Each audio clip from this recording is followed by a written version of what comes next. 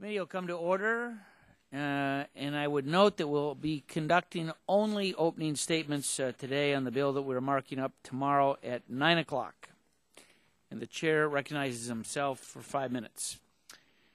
We're here this week to vote for jobs and energy security, H.R. 3548. The North American Energy Access Act gives the Federal Energy Regulatory Commission, FERC, 30 days to approve the Keystone XL pipeline expansion using 3 years' worth of State Department environmental review and strict pipeline safety standards as the basis for that decision. This pipeline will allow more Canadian oil to reach American refineries, thereby creating jobs, enhancing the nation's energy security, and helping reduce the future price at the pump, we hope. While the overwhelming public and bipartisan consensus stands in favor of building this pipeline, opponents of the project have continued to make arguments against it. For example, we've been told that bringing almost 1 million barrels of oil into the American market may somehow raise rather than reduce the price at the gas pump, as if Congress has the authority to repeal the law of supply and demand. We've also been told that the new pipeline is not designed to increase supplies here, but rather to export supplies from the Gulf to other countries, including China. But that doesn't pass the common sense test either. The real risk of losing out on this energy comes from not building the pipeline. If the U.S. refuses to allow this project to move forward, then not a single drop will come through Keystone XL to refiners in the Midwest and the Gulf Coast. The Canadian government would have little choice, as they have made it abundantly clear, but to pursue other markets for its growing oil production, including construction of a pipeline to the Pacific coast for export to China. Some have questioned the widely used estimates that more than 100,000 jobs would be created by the pipeline project, including 20,000 direct jobs in construction and manufacturing. Opponents claim the number could be as few as 5,000 jobs. Now, I tend to believe the labor unions in TransCanada, who have actually signed project labor agreements specifying how this pipeline will be built and by how many workers. But I have to question the project's opponents, who are so quick to dismiss their lowball estimate of only 5,000 jobs, ignoring the fact that 5,000 jobs would still make Keystone XL a much better job creator than many taxpayer-funded projects under the stimulus package. And before Cylindra went under, it employed only 1,100 people only and cost taxpayers over $500 million. Today, Cylindra, of course, isn't creating any jobs except for a few bankruptcy attorneys. The Obama administration and others have claimed the Keystone XL decision is being rushed and that more time is needed to study the project. But the pipeline has been under review for over 3 years, an unusually long period for such projects. The final EIS was completed last August, and the administration repeatedly committed to make the decision before the end of last year. The only thing that has changed since then is an intra-Nebraska dispute that has already been resolved at the satisfaction of the state government there. And on that point, I would like to thank my good friend and colleague Lee Terry, not only for his sponsorship of this bill, but for tireless efforts to dispel the many Nebraska-related myths put forward by opponents of Keystone XL. Finally, there is reason to question the claims that stopping the pipeline is the right thing to do environmentally. Without Keystone XL, Canada's rising oil production will reach its end users via increased use of tankers, barges, trains, and trucks, all of which are far riskier modes of transportation than pipelines. The administration's own EIS statement concludes that there is nothing to be gained by rejecting the pipeline. In sum, the arguments against H.R. 3548 are weak, as the arguments for it are as strong. It's time to end the delays and start the building. I yield back and recognize the ranking member of the committee, a gentleman from California, Mr. Waxman, for 5 minutes for an opening statement. Thank you, Mr. Chairman. Today we begin consideration of controversial legislation to mandate approval of TransCanada's tar sands pipeline, Keystone XL. If we adopt the Republican proposal to approve Keystone XL pipeline, we might help with job creation in other countries, but it won't do much for the United States. A green light for Keystone will lead to massive imports of transmission pipe manufactured overseas. I'm sure the steel mills in India or China will be delighted. Canada will be able to export its tar sands to the global market rather than having to sell it at a discounted rate in the Midwest. And because the products will be exported from a foreign trade zone, China will be pleased that it can buy petroleum products without having to pay U.S. customs duties. This is hardly the backbone of a domestic energy policy for the 21st century. The American people will bear the risks, and big oil will reap the rewards. With this pipeline, we get more carbon pollution, more dangerous oil spills, land seizures by a foreign company, and higher oil prices in the Midwest. Big oil gets the ability to extract more profits from the Midwest, a conduit for exporting tar sands products to China, and the green light to exploit the tar sands at maximum speed, regardless of the consequences. President Obama listened to the differing views of American citizens and made a responsible decision. He would not approve the pipeline through the ecologically fragile sand hills areas in Nebraska, but the State Department would consider an alternative route. Nebraska is taking the time to find a route that is acceptable, and the President is making sure that he has all the information he needs to make the right decision. This bill takes the opposite approach. It gives the pipeline an unprecedented regulatory earmark. It directs FERC to approve the pipeline, even though we don't yet know what route it will take through Nebraska. For a year, I've been asking a simple question: who benefits from this extraordinary congressional intervention in the regulatory process? Last year, Reuters reported that the Coke industries would be one of the big winners from this earmark. There is ample evidence to support this. Last May, I contacted Coke to inquire about the nature of its interest in the pipeline. They responded that despite the evidence to the contrary, they had no financial interest in whether the pipeline was built or not. And I accepted that answer. But then I learned that Coke had told the Canadian government that the company had a direct and substantial interest in the pipeline. I wanted to know why Coke would tell the U.S. Congress one thing and the Canadian government the exact opposite. Unfortunately, Chairman Upton and Chairman Whitfield have refused to invite Coke to testify. So we are left with unanswered questions. Why is Coke Industries being placed in a witness protection program? What does the company have to hide? And why does the company get special treatment while the American people get left in the dark? I also asked the chairman to invite the operator of the pipeline, TransCanada. Members on our side want to ask TransCanada reasonable questions like what route it plans to follow and where its pipe will be manufactured. We also want to know about these jobs figures that have been bandied about. But like Coke, TransCanada refused to appear, and once again we're left in the dark. This pipeline is a bad idea, and so is this bill. And, Mr. Chairman, I yield back the balance of my time. Thank you, Mr. Waxman. At this time, I'll recognize the gentleman from Texas for 5 minutes for an opening. No, 3 minutes for an opening. No, Okay. 5 minutes for an opening statement. Whatever, Mr. Chairman.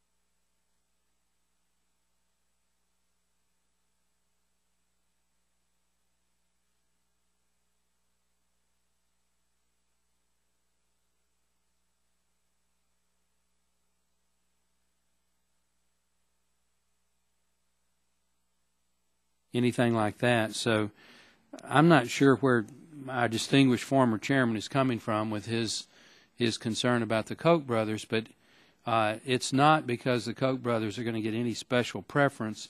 Yeah, actually, I will be happy to yield.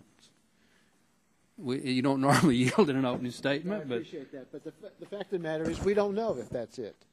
And we would like them to tell us. What exactly what interest do they have? Is it just because they can get some of the the oil sands once it's transported? Is Well, it something if- more than that? We would like our questions answered. There are statements made, as you assumed, and others have said explicitly, but I'm not sure that we could just say, okay, we're going to take. I'll continue to research it, Mr. Chairman. But my understanding is that anybody who contracts for oil through this pipeline, will be at the time the contract becomes in effect will be public record through the Interstate Oil Compact Commission or something like that. In any event, this is a good project that is good for the country, will create thousands of jobs.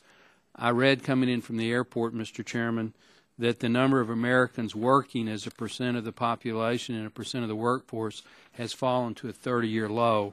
63% of adult Americans are gainfully employed. That's a 30-year low. This pipeline, the construction phase, would be somewhere between 10 to 20,000 jobs, and then in the production phase, if you count the existing jobs and the jobs that would be created because of the additional 800,000 barrels of oil, would certainly be in the tens of thousands.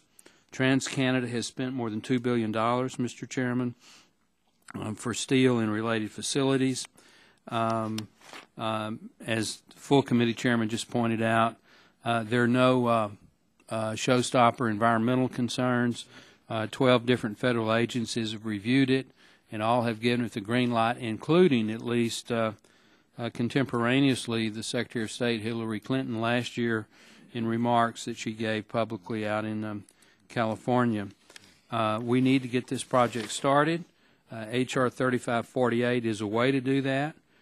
It may not be the perfect way, but given that the President has specifically vetoed the project on the superfluous reason there wasn't time to review a change in a change in the location of it, which the reason the pipeline location was changed was because of concerns expressed earlier by the President or his allies. I'd say it's time to move the Terry bill, and I'm very happy that we're getting ready to do that. And with that, I yield back. Thank you, Mr. Barton. At this time, I recognize the gentleman from Michigan, Mr. Dingell, for a 5-minute opening statement. Mr. Chairman, I thank you for your courtesy, and I grieve that I cannot thank you also for courtesy in the way this bill is being handled. The bill comes up, all of a sudden the bill is redrawn, all of a sudden the bill is scheduled for more markups before this body, and we find that none of the concerns that have been set forth by any of the members have been addressed. In addition to that, we find that there is no proper consideration of the concerns expressed by many of the members. I happen to be one of the fellows in this committee who wants to support this legislation. I think it's a very useful thing that we should move forward on the bill. Unfortunately, the actions of the leadership here are making it impossible for me to do that. And it is markedly impossible to say that this is the right way in which this should be handled. The regular order is not being observed. We've not had proper hearings. We've not had the reports on the document. We've not heard what the administration says about it. And we note that the bill is now going to take a new form, be before us, I think, tomorrow. All of a sudden, with perhaps the scantiest kind of notice that's ever been given on a piece of legislation. It happened over a weekend, no legislative days, but all of a sudden we're ready to mark up the bill, and not in the subcommittee, but in the full committee. One of the interesting things about this kind of arrangement is that the end result of this kind of conduct assures us that the bill is going to provide substantial employment, but it's going to be for the legal fraternity, which is going to make lots and lots and lots of money on litigating the questions that are associated with this. The wisdom that has gone into addressing these kinds of questions by careful and scrupulous attention to detail, fact, and the gathering of proper information is being completely disregarded here. We note that that the requirements of NEPA are not being met, and that nobody knows what will be the impact of this. We know it's going to traverse the Ocala aquifer. I can assure you that the agency charged with the responsibility for this knows nothing about the issuance of permits on oil pipelines, although they might know a little about the issuance of permits on gas pipelines.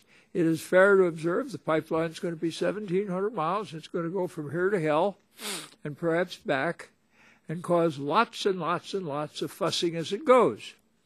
And nobody is going to be hearing or is going to be having an opportunity to complain. Agencies that address questions like permits for moving across bodies of water or cemeteries or national parks or other things are not going to be heard, and their expertise is not going to be made available to us. But the pipeline is going to be built amidst vast litigation and profound ill will which it is going to generate. The end result is that we're going to probably see that it's going to take longer than a more thoughtful approach, because litigation of this kind can go on for as long as 4 or 5 or 6 or 7 years before the courts, before it even gets into the Supreme Court, and then it goes out of the Supreme Court and comes back amidst vast and profound waste of time. Perhaps we will be saved from this by the fact that the Senate's not going to take the bill up. But it is fair to assume that if it does, it's not going to consider the bill, and the bill that comes back is not going to be the bill that we're sending over there. Now, all this presupposes that the President is expected to sign it, and I don't think he's going to do so, because no proper attention is being given to anything that we need to know about how the legislation is being marked, or what it's marked up, or what it means, or how it's going to work, or what it's going to do to any of the concerns we have. Protection of water supply, fish and wildlife, air and water pollution, protection of historic areas and things of that kind, concerns that need to be addressed with regard to aquifers and groundwater and other things. So if you think that this is going to save us time, I would urge you to think differently, because it is almost assured that this wonderful piece of legislation is going to cause no end of outrage, difficulty, and infuriate people all along the way. And I would suspect that if I came from Nebraska, I probably would be mounting a gun at the border to see to it the damn thing didn't go across my state, because I've heard some complaints from that out there. Having said this, I have a fine opening statement that I'm sure my colleagues will enjoy reading, and I'm asking unanimous consent that it be inserted in the record so that everybody may enjoy a perhaps more deep thinking than I have given in this opening statement. In the meantime, I urge you to consider those of us who would like to support the legislation and who would like to see the pipeline constructed, and understand that you're probably creating a lot of unnecessary fights that are going to benefit nobody and cause enormous aggravation. Thank you, Mr. Chairman. Your statement will be submitted in the record, Mr. Dingle. We do look forward to reading it very much. This time I'd like to recognize the gentleman from Nebraska, Mr. Terry, for 3 minutes for his opening statement. Thank you, Mr. Chairman. Appreciate this bill being marked up. This bill will end the years-long delays and finally permit the Keystone XL pipeline while respecting the will of the state of Nebraska. After hearing testimony from FERC, the Corps of Engineers, the Department of Interior, we made some changes to the originally drafted bill and are part of the amendment in the nature of a substitute, which we will consider tomorrow. This bill gives the FERC authority and oversight over the pipeline's permit and construction. The legislation requires FERC to approve the pipeline's permit within 30 days and with the final environmental impact statement prepared by the U.S. State Department as the basis for its decision. The FEIS examined several scenarios for construction of the Keystone XL pipeline, including not building it at all. The State Department found in August of 2011 that building the pipeline was the preferred alternative. This legislation is important in my home state of Nebraska because it sets a time limit of 30 days for entering into the MOU with FERC. Furthermore, it gives FERC 30 days to approve the Nebraska reroute after the state's governor has completed the necessary environmental review and approved it. FERC has decades of demonstrated experience citing interstate natural gas pipelines, certainly more than the State Department or the White House, making it the expert. Since the beginning of the discussion on Keystone, I have focused on energy security and jobs. I believe it is our national interest to secure energy from our neighbor and our best trading partner, Canada. I can't say it strongly enough. The Keystone XL pipeline will greatly enhance America's energy security. With the current situation in the Middle East and tensions in the Strait of Hormuz continuing to rise, approving this pipeline is the right energy and national security policy for America. Canada is already our largest supplier of imported oil, almost 2.4 million barrels per day, or 1/4 of our imports. With this proposed pipeline, our crude imports from Canada could reach 4 million barrels a day by 2020, twice what we currently import from the Persian Gulf. Enhancing our energy partnership with Canada will strengthen America's energy future. Each additional drop of oil from Canada offsets a drop of OPEC oil. This project will provide 20,000 jobs in construction and manufacturing in the next 2 years and add tens of thousands of additional jobs throughout the economy in other sectors, including service, retail, distribution, and transportation. With our nation's stubbornly high unemployment, it would be irresponsible to let such a good-paying job slip away. National security, energy security, and jobs, these are the things that will be accomplished if this bill is signed into law. Yield back. Thank you, Mr. Terry. At this time, I recognize the gentleman from Massachusetts, Mr. Markey, for 3 minutes for an opening statement. I thank you, Mr. Chairman. We've been told that the oil coming through this pipeline would enable us to reduce our dependence on oil imported from unfriendly Middle Eastern nations. In TransCanada's testimony to this committee, I posed what I thought was an inconsistency in their statements. They said to us, TransCanada, do Americans want secure, stable oil from a friendly neighbor in Canada, or do they want to continue importing high-priced conflict oil from unfriendly regions such as the Middle East or Venezuela? Mr. Terry just said that we now receive about 1/4 of our oil from Canada, approximately 2.4 million barrels of oil per day that we import. And he said that's a good thing. They're our neighbors. And that by the time this pipeline was finished and all the oil that was in that pipeline was flowing through it over the next couple of decades, that we could get upwards of 4 million barrels of oil per day from this pipeline. And by the way, if that was true, then that would be a big part of this debate. But, of course, I asked the TransCanada CEO sitting here at the table last month if he would agree that all of the oil would stay here in the United States. And he said, no, I cannot agree to do that. And so that leaves us with a little dilemma. The gentleman from Nebraska is asserting that this oil is going to stay here. And the CEO of TransCanada said, no, I cannot promise you that the oil is going to stay here. So that then raises the question of what is the real plan? And so I have figured out what the real plan is. Step number 1, TransCanada puts the dirtiest oil on the planet into the brand new Republican pipeline. 2, TransCanada sends that oil to the Gulf Coast where it can make billions more than where it currently sells in the Midwest. 3, refineries in the Gulf Coast re-export it to other countries at world oil prices and don't pay any taxes for doing so. Step 4, Americans get higher gas prices and no increased energy security.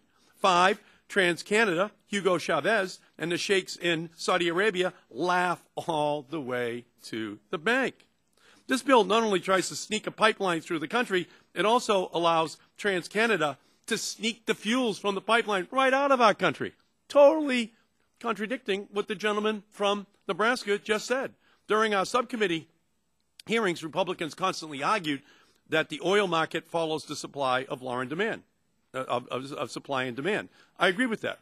What they fail to mention is that it's OPEC's law of supply and demand that governs this market, which is we control the supply, so you pay what we demand.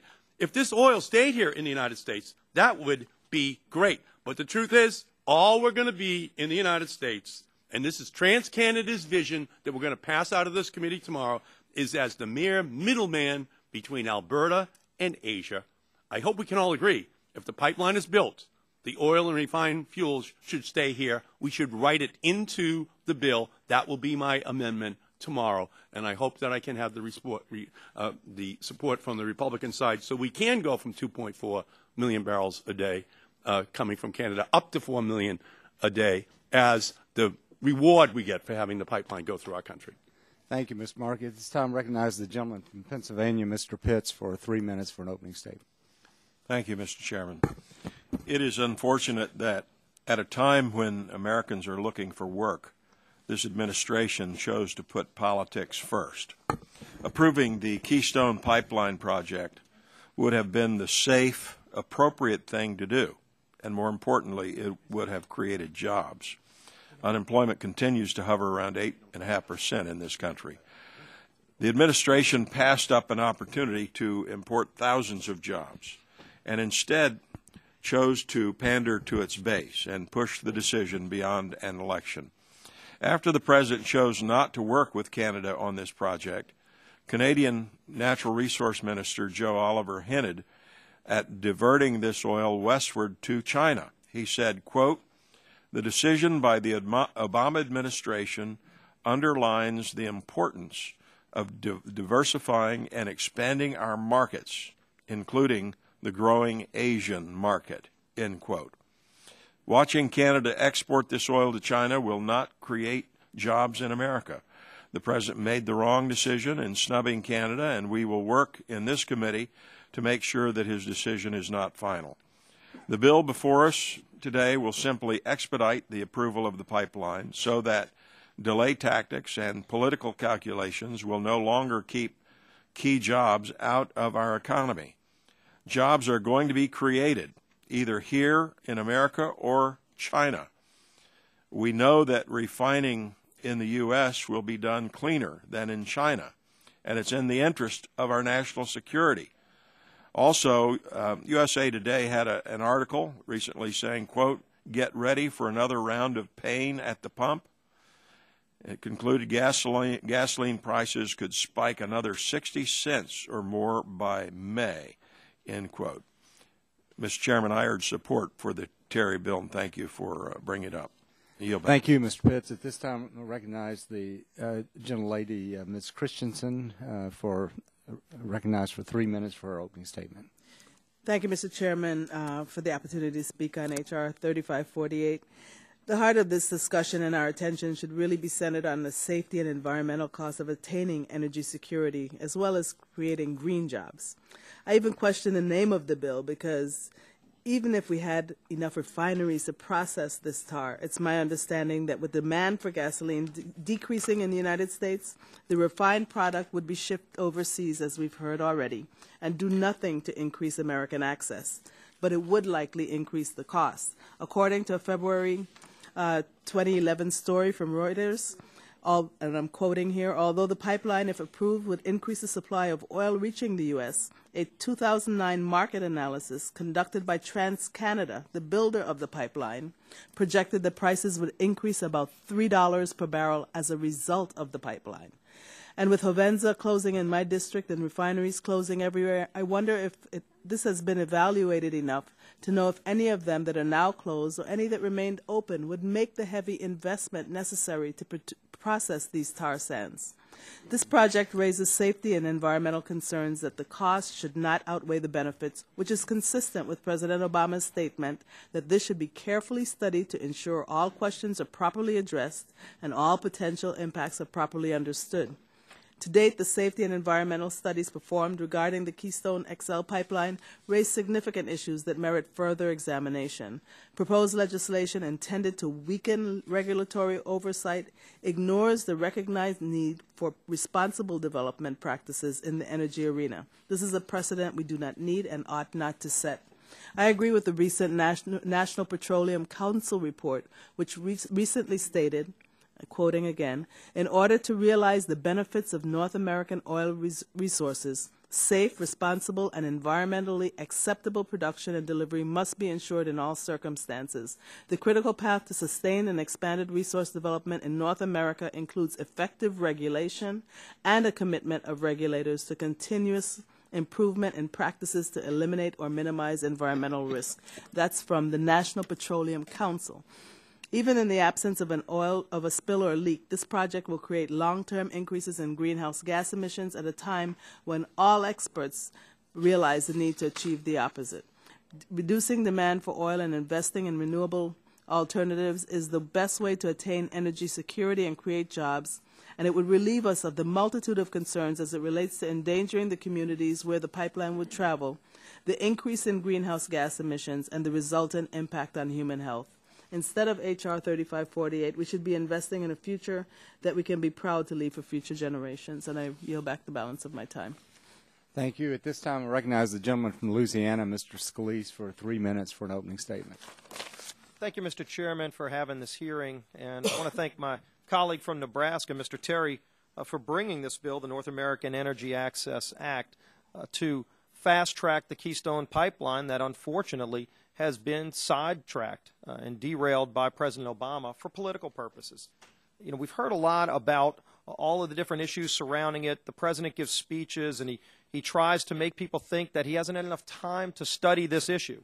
When in fact, when we had a hearing just a few days ago here in this room with the State Department, they confirmed that the State Department got the application for Keystone back in September of 2008. September of 2008, when you look at the timeline, there has been more time to study this than I think one of our colleagues pointed out that we won World War II in the amount of time that President Obama's had to study Keystone and to try to shelve this project and the 20,000 jobs that go with it. And, of course, if you look through the timeline's history, back in October of 2010, Secretary of State Hillary Clinton actually said when she was asked if she was inclined to approve the Keystone pipeline, in 2010 she said, we are inclined to do so. And then the State Department further went on and did their study. And in their study they said there would be no significant impact on moving forward with the Keystone pipeline. This is back in August of last year. So when the president talks about not having enough time, what American families and hardworking families out there struggling right now would say is that we don't have enough time to keep allowing the president to punt this issue down to the next administration, because hopefully he won't be in office next year as he continues to push this off. And this is a clear example of the difference in energy strategies. You know, the president gave his State of the Union address and he said he wants an all-of-the-above energy strategy. Unfortunately, he's done everything in his policies to undermine energy security in America. Keystone is just one clear example. And I guess the real contrast is that House Republicans have been trying from the very beginning to get this project online, to get the 20,000 jobs approved, and the president continues to push this off and to try to hide behind excuses that just don't hold up to merit when you actually study the timelines that are out there. I think what most families know out there is what really happened is that back a few months, about a month and a half after the State Department indicated that we should go forward with Keystone, a bunch of radical environmentalists went over to the White House and protested and literally threatened to not support the president's reelection unless he pushed Keystone off. I know Daryl Hannah got arrested in that White House rally. I wonder if Daryl Hannah is now the president's energy czar, because he seems to take more indications from her than he does from his own State Department, who indicated that we should do Keystone. Everybody that looks at this recognizes that Keystone ought to be approved. Keystone ought to be approved to bring those 20,000 jobs that hardworking families demand right now. And the president has got to put politics aside, and if he won't, and unfortunately he's refused to do so, then we, as members of Congress, need to move forward and approve and get the Keystone pipeline back on track. And at least in this bill, we allow FERC to go forward with Keystone and remove it from the politics that President Obama has invoked in delaying and sending those jobs to China. Because China's saying we want the oil, and Canada's saying they want to do business with us. We're a good friend. And unfortunately, the president continues to side with China over American workers. I yield back. The gentleman's time has expired. This time, I recognize the gentlelady from Illinois, Ms. Schakowsky, for a 3-minute opening statement. Thank you, Mr. Chairman. This bill is nothing more than a short-sighted handout to big oil. The jobs estimates are wildly distorted and pale in comparison to the clean energy jobs that could be created if this body was serious about our energy future. This bill would also allow for irreversible damage to our nation's water supply. H.R. 3548 supporters claim Keystone XL will create at least 20,000 new jobs. You can say it all you want, but even a vice president of the company petitioning for Keystone, TransCanada, has said that the number reflects temporary jobs and admits that permanent jobs will be in the hundreds. And Cornell University researchers found that XL Pipeline would create far fewer than 20,000 temporary construction jobs, more like 500 to 1,400. Their analysis went on to say that the construction of Keystone XL, quote, may actually destroy more jobs than it generates, unquote, as a result of widespread contamination of agricultural lands and water. 2.4 million jobs have already been created in the clean energy sector and related industries. The Department of Energy Loan Guarantee Program, which was highly criticized by our friends across the aisle, has already created 50,000 direct jobs. According to the Center for American Progress, clean energy investment creates more than 3 times the number of jobs as the fossil fuel industry per $1 million spent. And a study from the University of California, Berkeley, demonstrated that shifting from dirty energy toward energy efficient sources creates net jobs, and found that continued effort to expand green energy would create millions more jobs. And if you care so much about jobs, we should be voting on the President's Affordable Jobs Act. That's 2 million new jobs. Beyond the irrational economic argument for Keystone XL posed by the majority, the pipeline would directly threaten the water we drink and produce and consume. The pipeline would cross major rivers, including the Missouri, Yellowstone, and Red Rivers, as well as key sources of drinking and agricultural water, as the Ogallala Aquifer, which supplies drinking water for 2 million Americans and 30% of American irrigation water.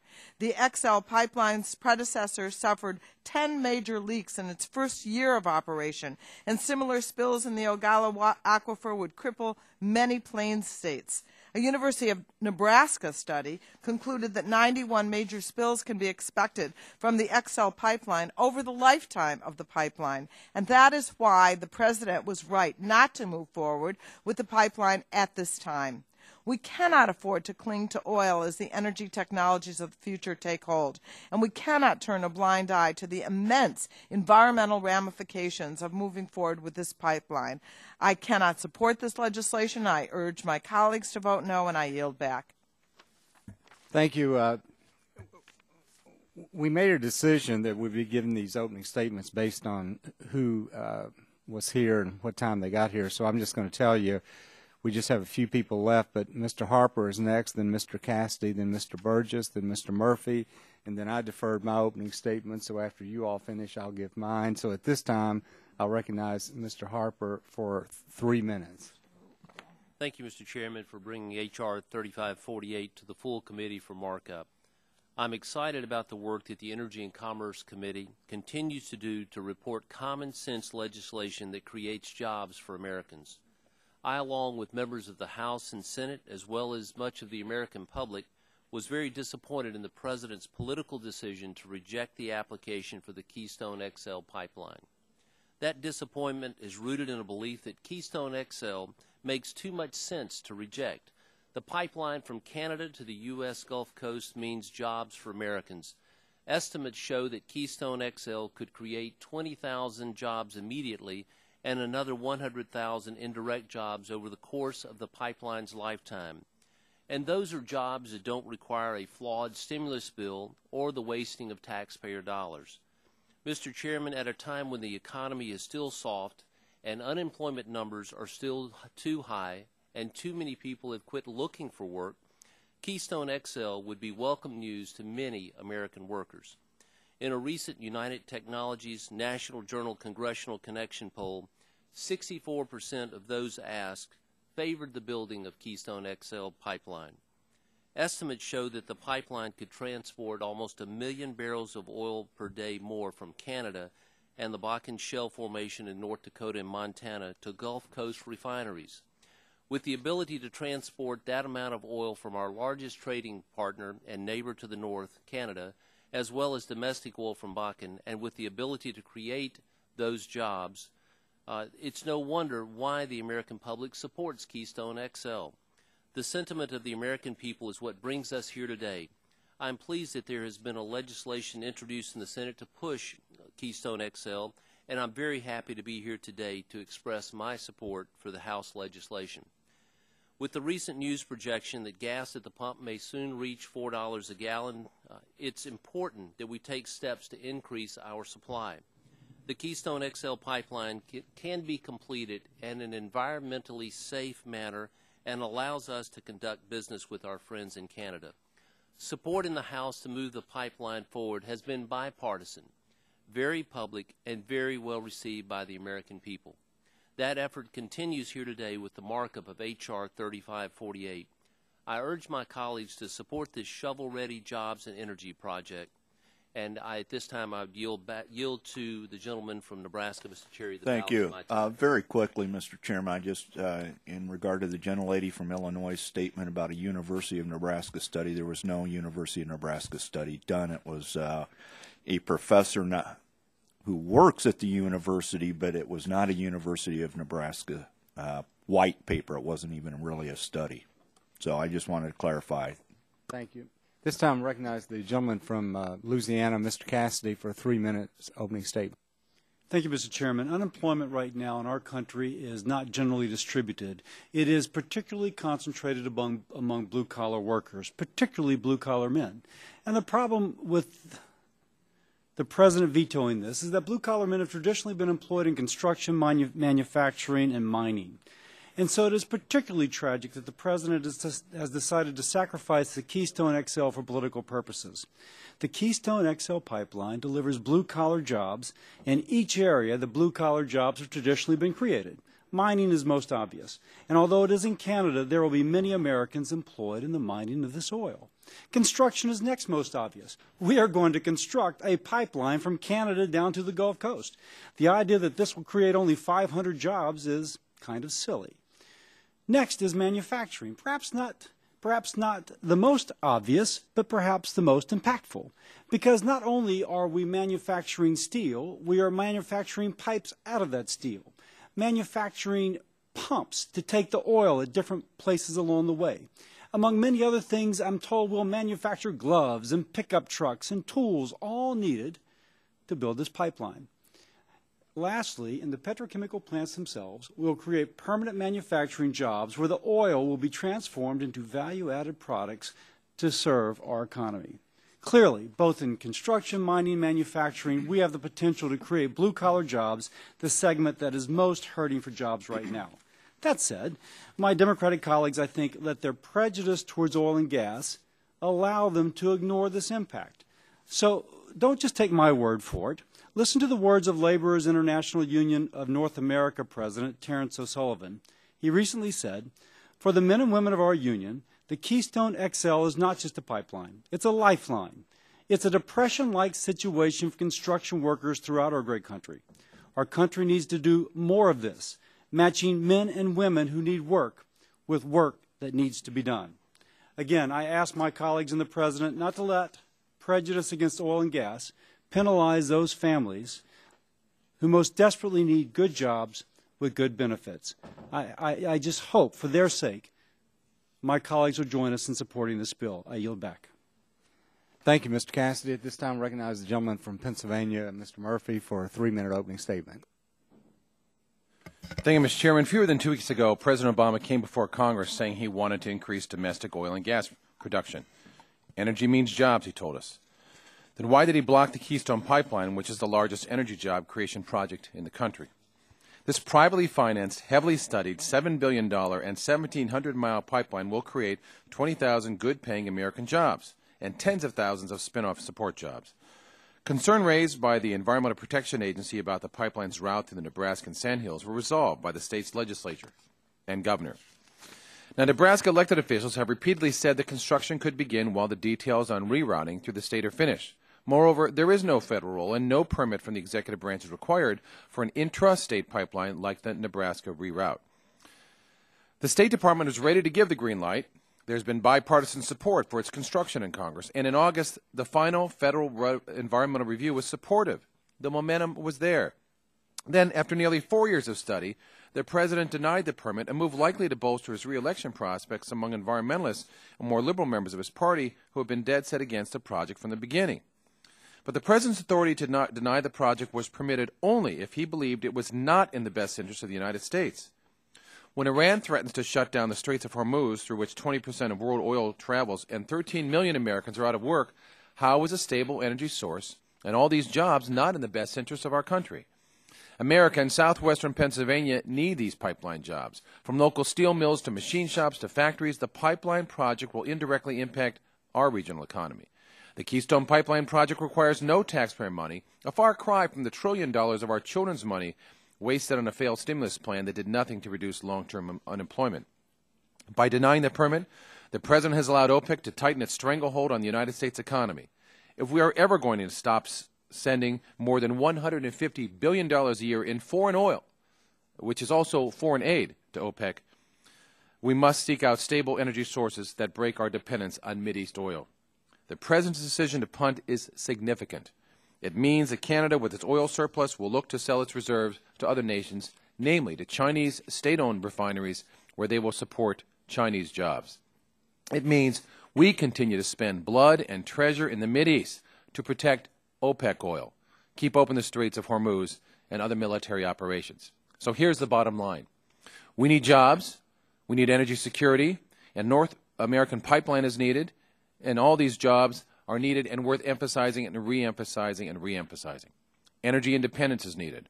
Oil from North Dakota and Montana and Canada is needed. And yes, we should work on other alternate energy sources, but we still need oil for now. And for now, I say let us use North American oil whenever we can and increase our energy independence, boost our economy and jobs. I look forward to seeing H.R. 3548, the North American Energy Access Act, approved by this committee. And I yield back. Thank you, Mr. Murphy. At this time, I'll recognize myself for 5 minutes for an opening statement. I don't think there's ever been a pipeline that's been more thoroughly analyzed than this pipeline. There have been 40 months of review, 11 agencies, 7 committee meetings, 2 bills passed the House of Representatives, and 1 was signed into law by the President. The controversy now seems to be that because the route was changed in Nebraska, that for some reason that means you have to delay this pipeline for almost ever. And I would just like to go back and review some historical facts relating to this pipeline. First of all, the original application was submitted by TransCanada in September 2008. In April 2010, the State Department issued its draft environmental impact statement on the project. And then, as was stated by Mr. Scalise, in October, Secretary of State Hillary Clinton was given a speech in San Francisco and was asked whether or not she intended to approve the Keystone XL pipeline. And she said, we are inclined to do so. But because of political pressure, she did agree to a supplemental environmental impact statement. The supplemental was released in April 2011, and that found no new issues of substance. In August of 2011, the State Department issued its final environmental impact statement and initiated the Interagency National Interest Comment Period. And in that final environmental impact statement, the State Department specifically said that looking at the option of 1, building the pipeline, or 2, not building the pipeline, the preferred option was to build the pipeline. And the rationale for that was, if without the pipeline, if you move the oil from Canada to the U.S., it would be moving by trucks and by rail, and there would be more emissions into the atmosphere that way than certainly by using the pipeline. Anyway, after the State Department issued that final EIS in August, everyone was prepared, and it looked like it was imminent that the State Department was going to make a final decision. But because of pressures on the President, he announced that he was going to postpone any decision until after the election. That was what precipitated the original legislation on the tax, payroll tax deduction legislation, in which we requested the President to make a decision in February of 2011. And soon after that, the State Department announced it would seek a new route through the state of Nebraska. And based on that, the President said, oh, this changes everything. I can't make a decision within that short time period. But I would remind everyone, this is over a 1,700-mile pipeline. The only part of this pipeline route that was changed was that small portion in Nebraska, which was less than 60 miles. And once the decision was made by the State Department to reroute in Nebraska, the governor of Nebraska called a special session of the legislature, and he passed a new law which gave the Nebraska Department of Environmental Quality the ability to cite and evaluate the new route in Nebraska within a very short period of time. After that, the decision was made that since the rest of the pipeline route has not changed and it's already been evaluated and there's been a final environmental impact statement, there really was no reason for the White House or the State Department to believe that there's not enough time for the President to make a decision on this pipeline by February the 21st. And that's why we put this in the Payroll Tax Extension Act, because we thought the argument was not valid that the President was making. And that's why tomorrow we want to report this bill out of committee, because we think it is the right thing to do. And someone asked the question, who will benefit from this pipeline? The American people will benefit from this pipeline. Experts are saying that they anticipate the price of gasoline this summer will increase by 40, 50, 60 cents from where it is today, which will put it well over $4 a gallon. Now, Mr. Markey raised the issue that, oh my gosh, all of this oil is going to be exported to Asia. We have a memorandum here from Carmine DeFiglio, Ph.D., Deputy Assistant Secretary for Policy Analysis at the Department of Energy, which was written in the summer of 2011, and he says this memorandum provides data and analysis about a number of issues raised by Dr. Legisl, who is saying that all of this oil is going to be exported. And the Department of Energy, this is President Obama's Department of Energy, concluded that the refiners will likely consume the additional Canadian oil well in excess of what would be provided by the Keystone pipeline. It also concluded that any export of Canadian oil sands from Port Arthur is extremely unlikely. So it appears that this argument is a red herring, and I hope that everyone will support our efforts tomorrow to report this out of committee. If there are no further opening statements, then the chair will call up H.R. 3548 and ask the clerk to report. H.R. 3548, to facilitate United States access to North American oil resources and for other purposes. Without objection, the first reading of the bill is dispensed with, and the bill will be open for amendment at any point, so ordered. Now, for the information of members and staff, we are now on H.R. 3548. The committee is going to recess, but we will reconvene at 9 a.m. tomorrow. And I'll remind members that the chair will give priority recognitions to amendments offered on a bipartisan basis.